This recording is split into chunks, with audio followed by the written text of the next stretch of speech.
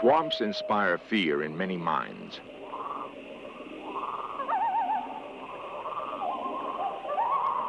Dark and damp, they are full of mystery and creatures that slither in the mud. An experienced guide entered Louisiana's Honey Island swamp one fall day in 1973. The outing would become the stuff nightmares are made of.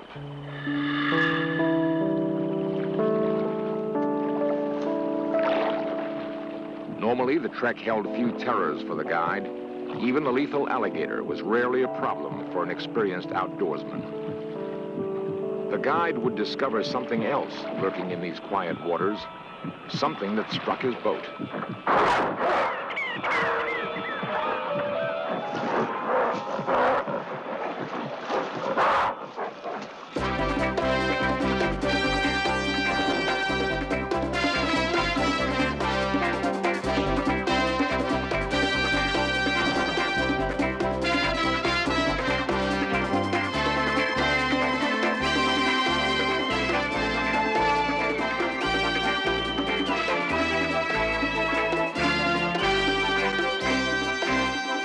Is it possible that an unknown creature lives on the edge of man's civilized world?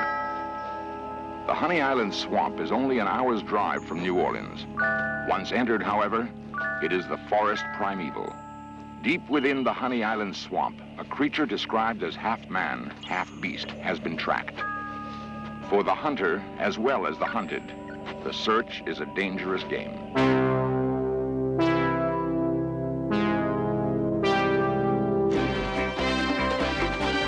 This series presents information based in part on theory and conjecture. The producer's purpose is to suggest some possible explanations, but not necessarily the only ones, to the mysteries we will examine.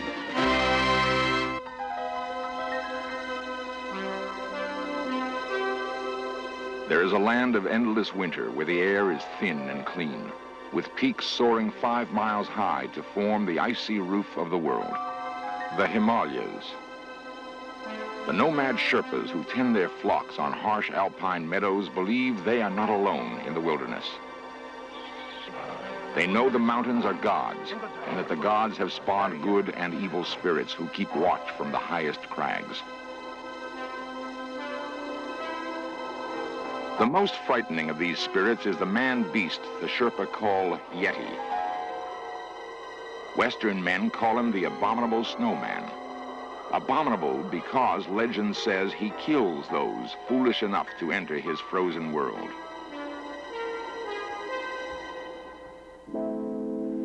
Sir Edmund Hillary had heard of the abominable snowman, but along with Sherpa Tenzing Norgay, he challenged the elements and the unknown to scale Mount Everest in 1953. Hillary would bravely return years later to search for the monster, but would find nothing. Other places in the world have secrets to tell, and there are other men fascinated by mystery. One such place is America's Pacific Northwest. One such man is Peter Byrne.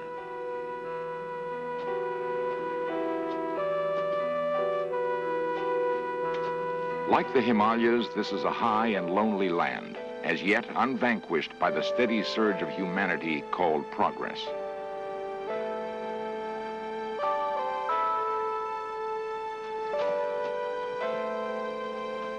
Byrne once hunted game in the foothills of the Himalayas, where he became fascinated with accounts of the Yeti. Now he roams the Northwest, substituting camera for gun, in search of another man-like beast, Bigfoot. Men of strong character have challenged this wilderness before. In 1924, a group of rugged miners staked a claim near Mount St. Helens in Washington state. They reported that early one morning, they were attacked by giant rock-throwing beasts. The battle lasted hours.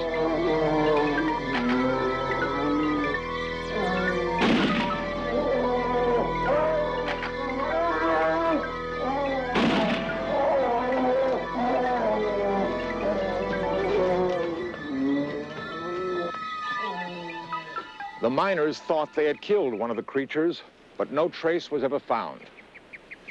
Bigfoot and the abominable snowman have much in common. Perhaps Bigfoot migrated here across the ancient land bridge that once joined Asia with North America.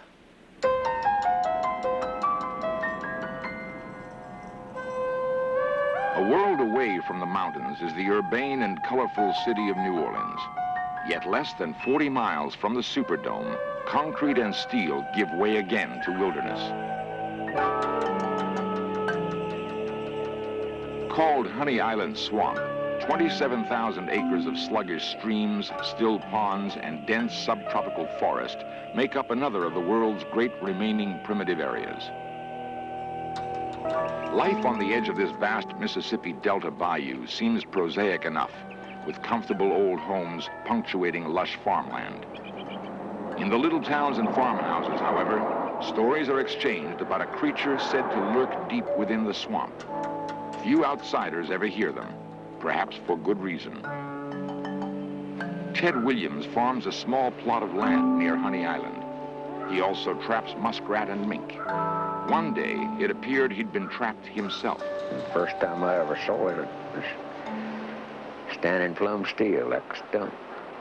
Went on a trap line, and I stopped after I realized it wasn't a stump. I knew it wasn't supposed to be there. And it run. When I stopped, it run. And it was a dark gray, about 7 foot high. And it jumped a bayou. That's the first sighting I ever saw.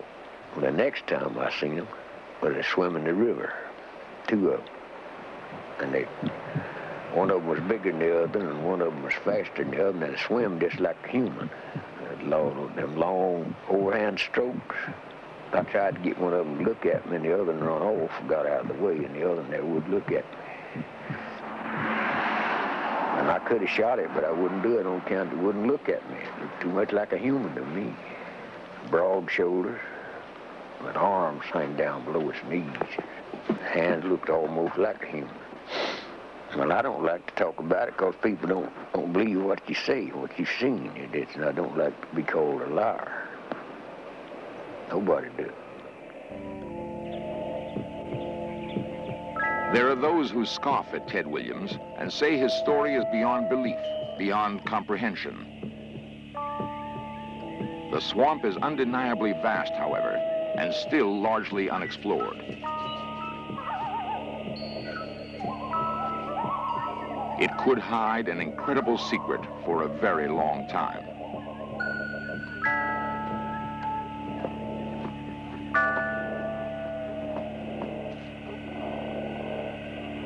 Ted Williams is not the only one to confess seeing something frightening in the swamp.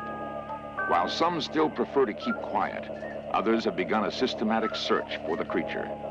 At this time, we're well within the interior of Honey Island Swamp, and you can tell by our surroundings here, it's a pretty desolate area.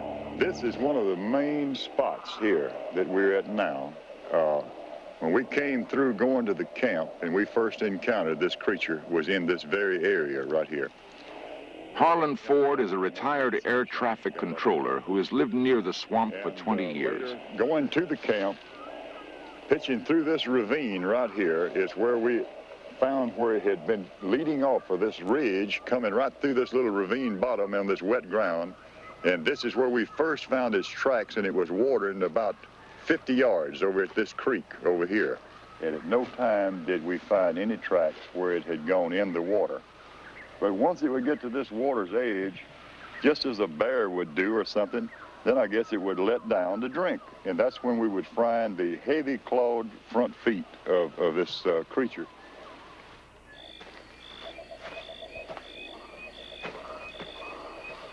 One evening late, just about dusk dark, a friend of mine, we encountered eyes. They were yellow or amberish color and real wide apart. So this friend of mine, Jim Hartzog, he took a gun, went into this area and to try to kill whatever it was. And he says that he came face to face with this thing. It looked something like 8, about 7 foot tall. And he fired on it with using a headlight. But he said when he did, the eyes went out. Probably what happened, it turned and ran, and he shot at it one more time, and So, but we went back the next day and checked for sign and blood, but we didn't find any. So we figured Jim missed it that night. The last sign that we've had, or anybody has had, of this creature, and this is within the last 4 months, was on the sandbar where the thing crossed the river, crossed the sandbar, and left footprints on it. That was found by a member of the Louisiana Wildlife and Fish Commission. And that's been the very last contact we've had with it in this area. Men are hunting the creature with guns. It seems unlikely the next encounter will be a peaceful one. If finally cornered, what will the creature do?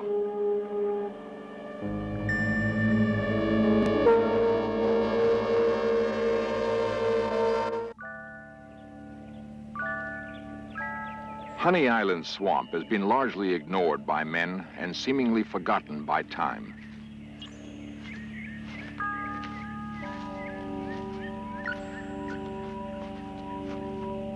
Monster hunter Harlan Ford is among those who believe a prehistoric relative of man may have been isolated here ages ago, developing in its own way, unmolested by the winds of evolutionary change. Ford is pressing his search deeper into the swamp. He's walking where few men before him have gone. Traditional scientists have largely ignored the reports of monster sightings. Ford hopes to come up with evidence that will change their minds. A track, obviously fresh. It resembles nothing that is known to inhabit the swamp. Clearly, the track was not made by a man.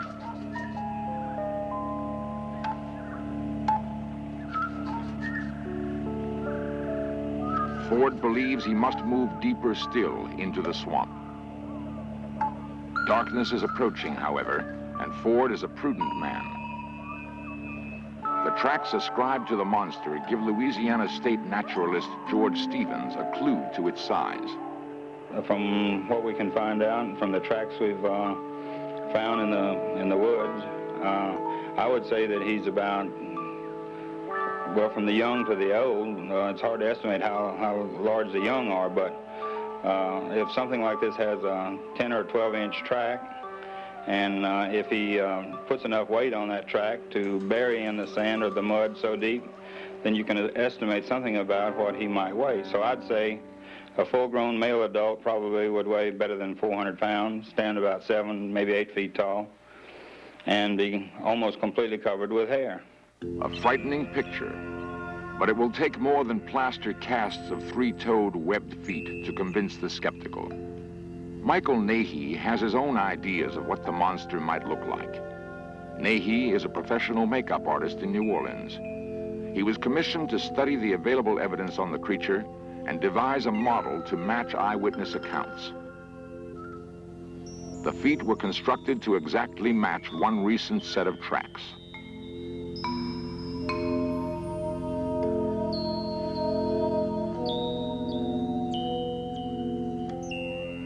The face mask couldn't be as accurate. It does, however, match the descriptions of several eyewitnesses. We still don't know where the creature came from, how it has avoided man for so long, or how it survives in the hostile world of Honey Island Swamp.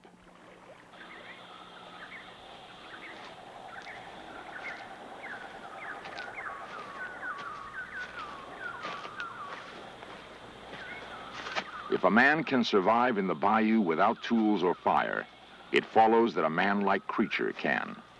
Major Gavin Storter is an Army Ranger and specialist in swamp survival. We challenged him to spend some time in the bayou and evaluate his chances of lasting very long. As long as you can overcome your fear of it and try to understand what's there, you usually have very little problems as far as the food sources go, or negotiating, moving, or anything else. And the biggest thing I would be concerned with would be the plant life. What plants could afford me an obstacle, or would afford me an obstacle should I have to move around or try to move around after dark. I would also look for food sources, both animal and plant life, and the feasibility of catching animals.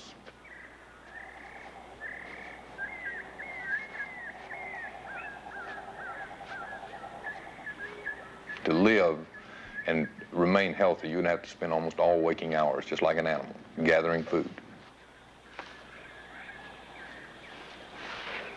Most of the plant life is edible, if you can get it past your mouth. There's palm hearts, which are very good, very tasty.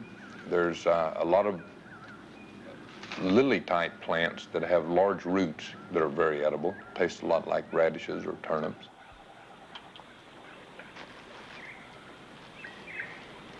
If the swamp monster does exist, it must have had a long time to adapt to its environment. Major Storter's experience suggests that the creature would be omnivorous, including everything from ants to leaves to large animals in its diet.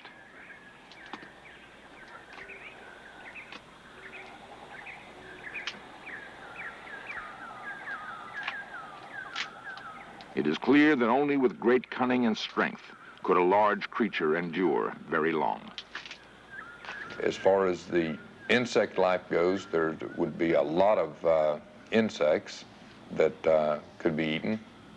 And animals are in abundance, both turtles, snakes, possums, armadillos that could be captured and eaten.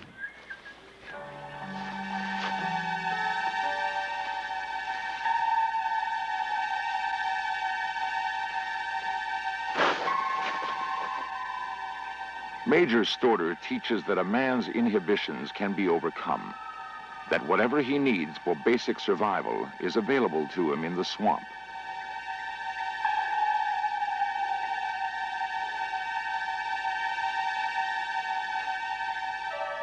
The monster would have no problem with squeamishness. It would, however, have to roam the swamp almost constantly in search of its next meal, and would be roaming even now.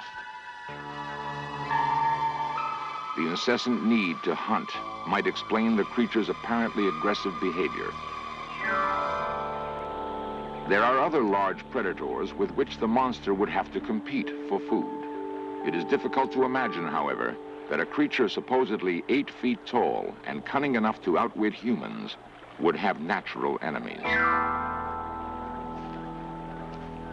Man alone seems capable of posing a serious threat to a creature as clever and aggressive as this one is supposed to be. Men are clever and aggressive too.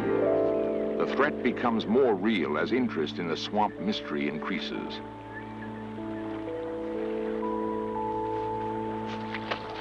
Nature's balance is delicate. So far, however, only a few men have penetrated deep into Honey Island swamp.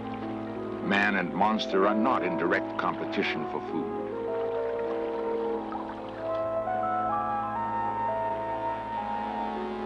It is possible to assume that as men slowly encroach on the swamp, these legendary creatures will be in retreat.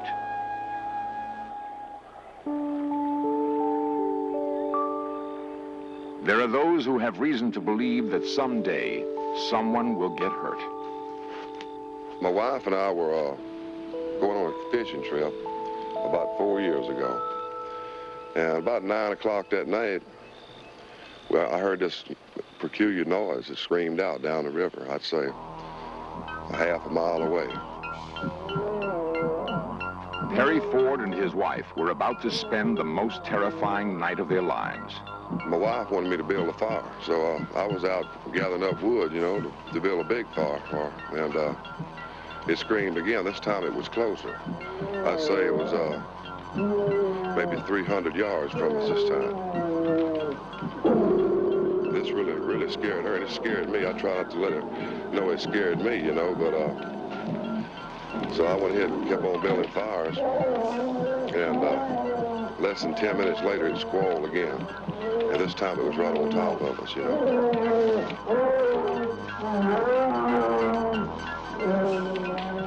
It almost shook the leaves off the trees.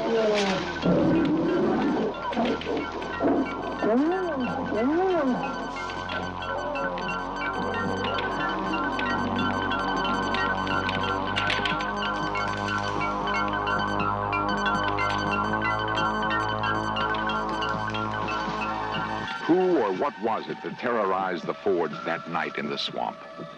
No one really knows. If we are on a collision course, man and monster, then it will be tragic for both. It would be a pity if it took such a tragedy to finally solve the mystery of the Honey Island monster.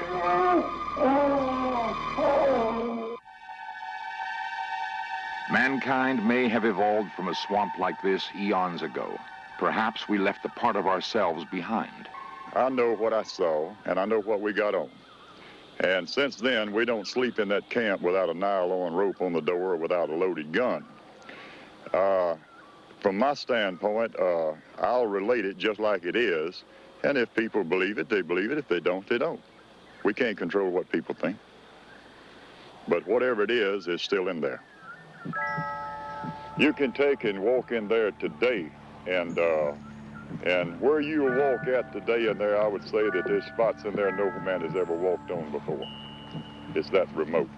And therefore, that whatever this is that exists, I don't say it's a monster. I don't know what it is. But whatever this is, if it prowls and continues to prowl at night in a swamp area this huge, it could stay in there another 200 or 300 years and not be located. It is easier to explain the existence of a hitherto unknown creature in Honey Island swamp than to understand the apparent indifference of scientists to evidence and eyewitness accounts. What is needed is a thorough, objective search for the man-like creature that has been reported here. It will not further our progress to turn our backs on what may well be our past.